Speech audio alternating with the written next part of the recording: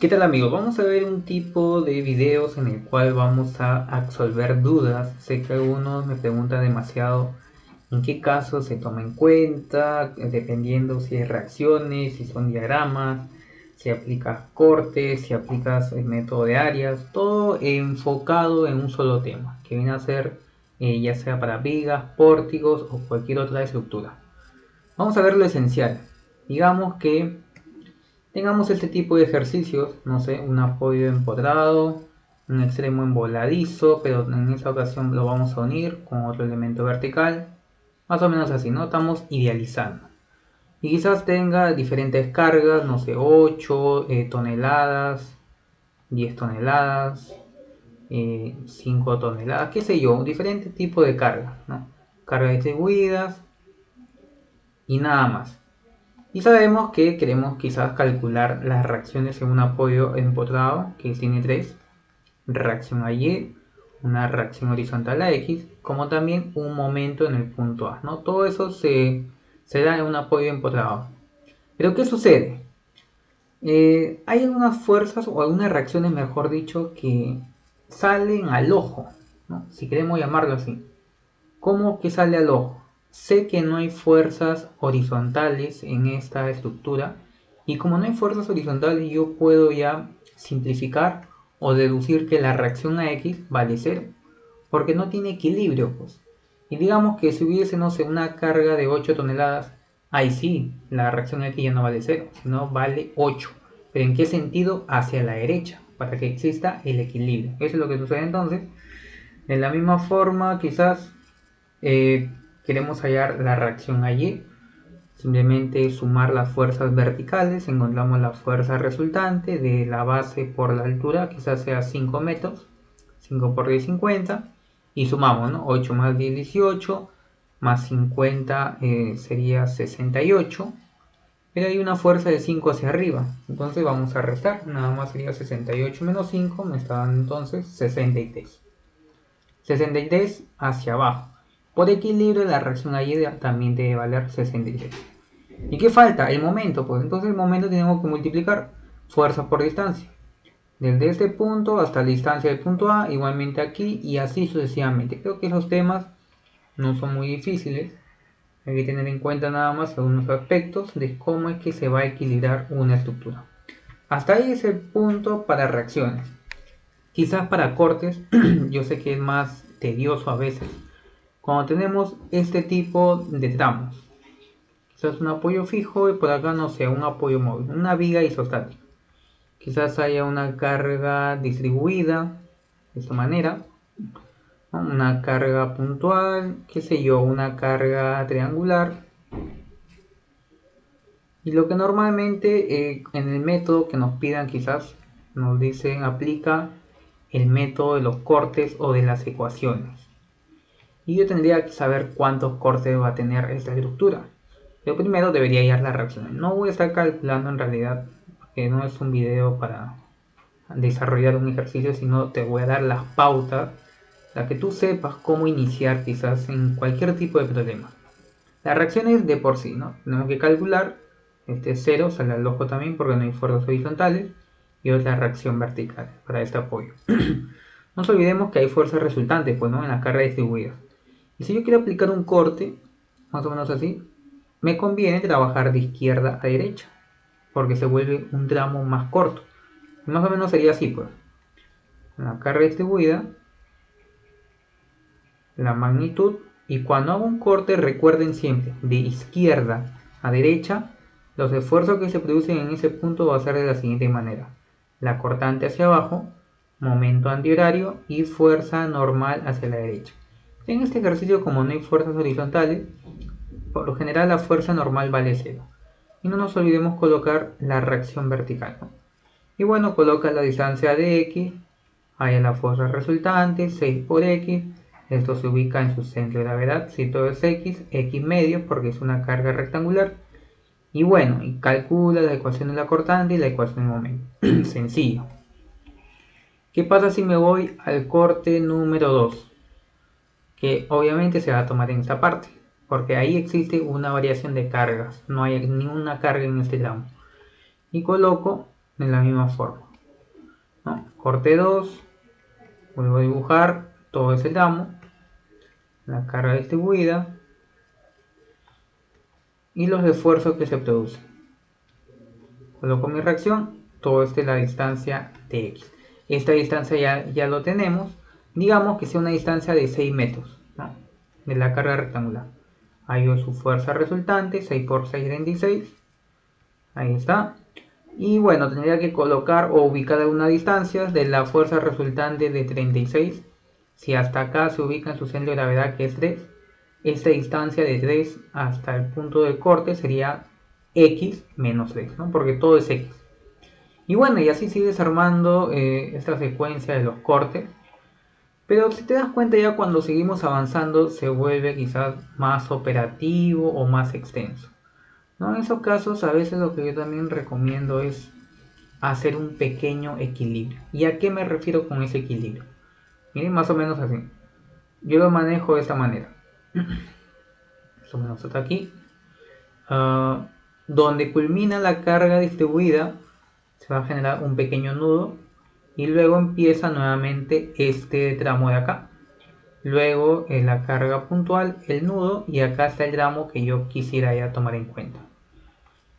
Es una forma también quizás para que la ecuación no sea muy extensa, porque sé que cuando los tramos se vuelven más extensos, o los cortes, perdón, la ecuación de la cortante y el momento se vuelve muy largo.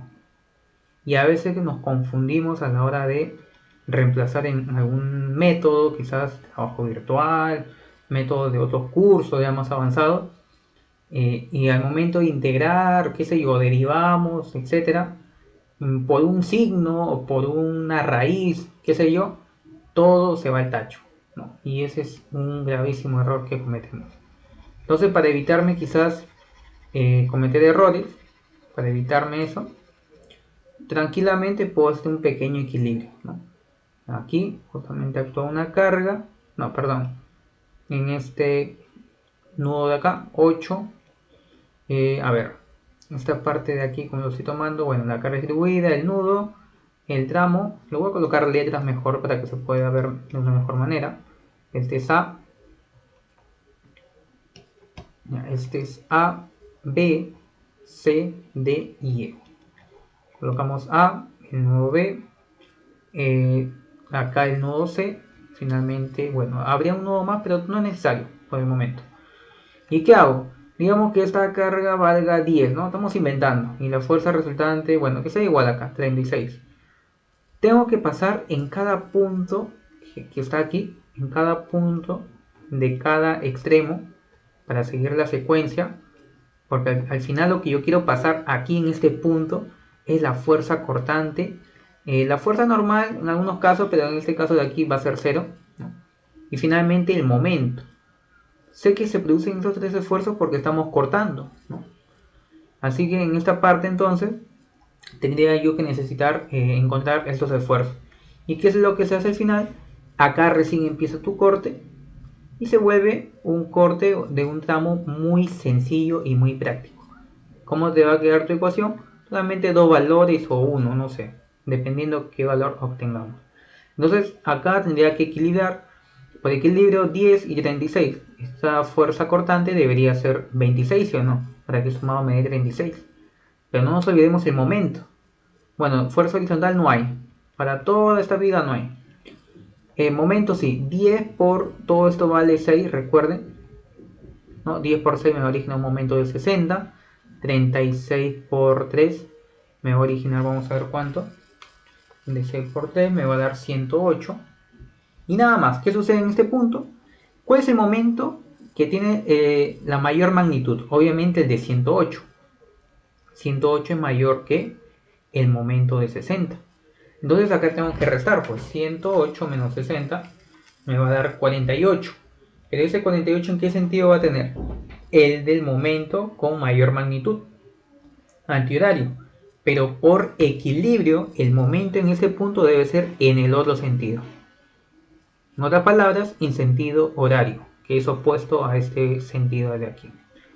Y ahí está, ese 48.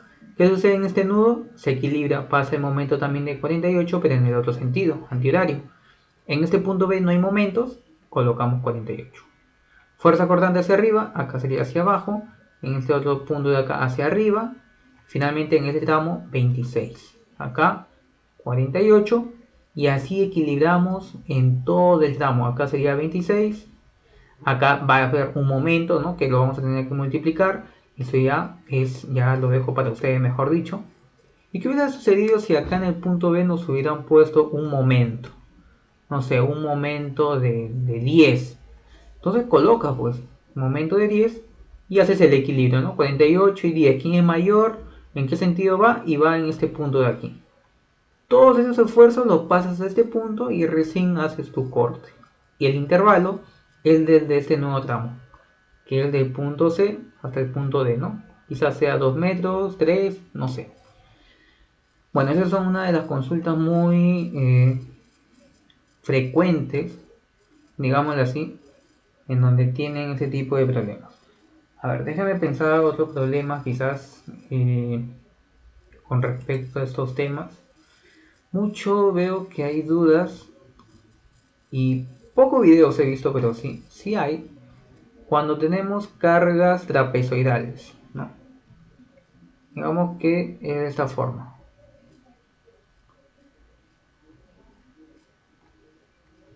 ¿No? Más o menos así. Y por acá quizás una carga puntual. Ya, pero la cuestión es que nos piden por el método de los cortes, pues, ¿no? El método de los cortes. Entonces aquí tendría que aplicar 1, 2 y 3 cortes. Y bueno, cuando haces un corte en una carga trapezoidal se vuelve bien emborroso, no sabemos, nos confundimos. No es difícil, vamos a verlo paso a paso. Digamos que he aplicado el corte de esta forma, ¿no? Coloco corte 1. ¿Qué intervalo? No sé, pues vamos a inventarle alguna longitud, que sea de 5 metros. Ya, 5. Coloco de 0 a 5. Y dibujamos ese tramo de ahí. No nos olvidemos que también debería haberse calculado antes, ¿no?, desde un principio de la reacción. Esta ocasión es un asesoramiento. Estamos inventando 10 toneladas. Ya. 10 toneladas. Y dibujo ese tramo donde hemos hecho el corte. Más o menos hasta acá. Está el corte, la carga trapezoidal. Y yo lo que recomiendo acá es que hagan una proyección ficticia, como si tuviéramos completo la carga trapezoidal, ¿no? ¿Qué sucede? Acá sé que se producen los esfuerzos. Yo no lo colocaría o lo hago a un lado para no confundirme, ¿no? Para no interponerse con los datos que voy a colocar. Pero ya se sobreentiende, pues, ¿no?, que ahí se produce cortante hacia abajo, momento antihorario y fuerza normal. ¿Qué sucede? Lo bueno es que ya conocemos una altura, que es de 5 toneladas sobre metro. Pero, como he hecho el corte, en este caso no sé cuánto vale esa altura, tampoco sé cuánto pueda valer esta altura de acá. No. Tenemos que hallar, en realidad hay dos alturas.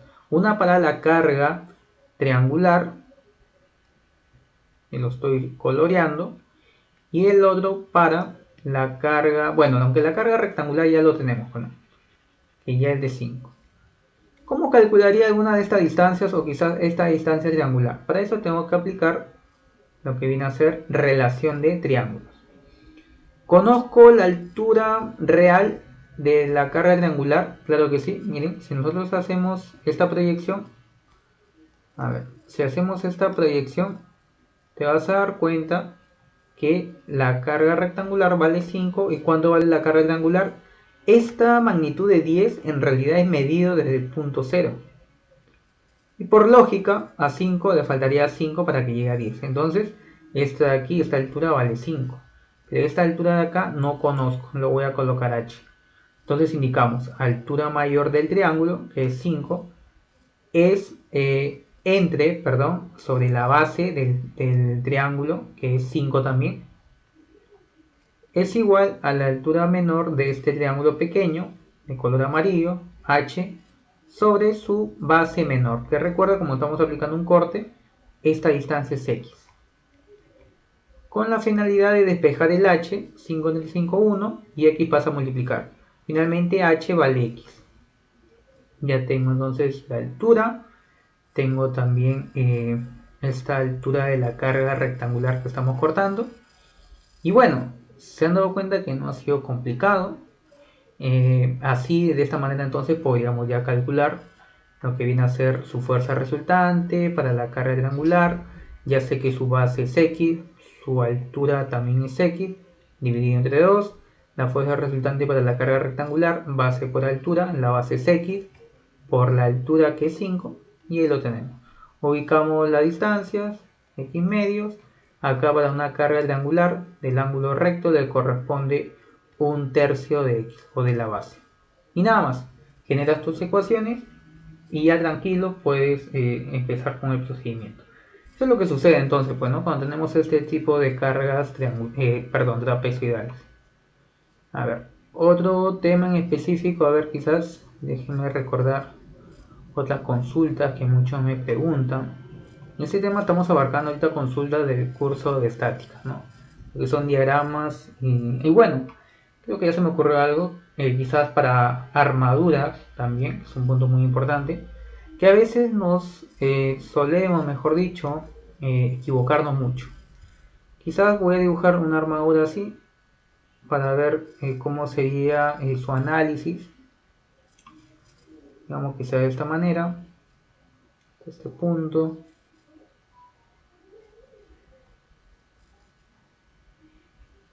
Es una armadura clásica en realidad. Se da acá un apoyo fijo y acá, no sé, un apoyo móvil, ¿no? De esta manera. Puede ser así, puede tener otro sentido, bueno, qué sé yo. La cuestión es que quizás haya una carga, ¿no? Para acá, no sé, 10 toneladas.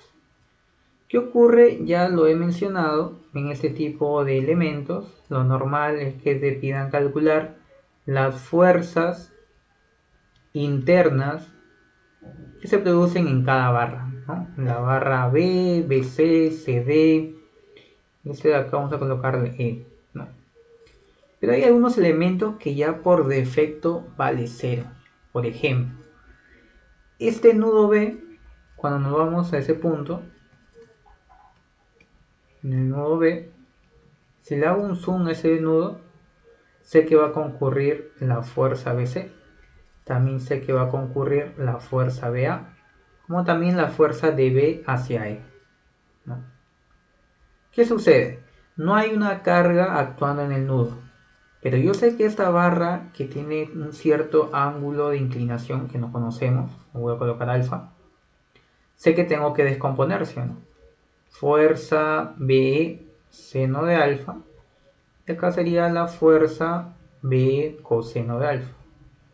Si tú aplicas sumatoria de fuerzas en Y hacia arriba, digamos que es positivo igual a 0, coloco la única fuerza vertical que se origina en ese punto, que es menos la fuerza B seno de alfa. No hay más fuerzas verticales, entonces igualamos a 0. ¿Y qué ocurre?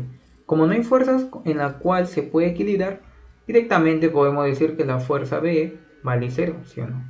Vas a dividir todo número dividido entre 0, da 0, ¿no? Dependiendo, pues también el cálculo que quieras implementar. Ahí no dio 0, muy rápido. Entonces, ¿qué es lo que ya uno piensa analizar? Cuando hay ese tipo de barras donde concurren dos fuerzas en un mismo elemento, ¿no? En un mismo punto, y hay una fuerza externa con cualquier ángulo de inclinación, puede ser alfa, puede ser también así, de 90 grados, una barra, ¿no? Cuando ocurren esos casos, esa fuerza y no actúa una carga exterior en ese nudo, entonces la fuerza B vale 0. Y te ahorras todo el procedimiento. Acá también 0, ¿no? Quizás puede haber otra barra más en ese punto y no hay cargas actuando, también 0. Y al final, ¿qué te queda? Solamente te va a quedar un tramo así, ¿no? De esta manera. Te queda un tramo ya recontra sencillo. Aplicas un nudo en un punto y ya estarías calculando esta fuerza y esta fuerza. Y también podrías calcular las reacciones y bueno. Eso es lo que generalmente se ve entonces en estos temas. Muy a detalle, no hay que tener miedo en realidad a este tipo de ejercicios. Yo como consejo y como recomendación es que siempre practiquen creen sus propios ejercicios, saquen sus propias hipótesis, sus propios detalles, dudas, siempre.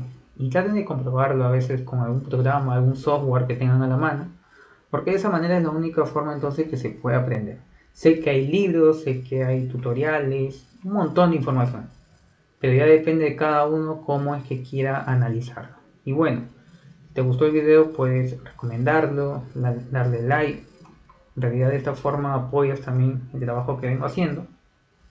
Cualquier consulta pueden escribirnos en los comentarios. Conmigo será hasta un próximo video.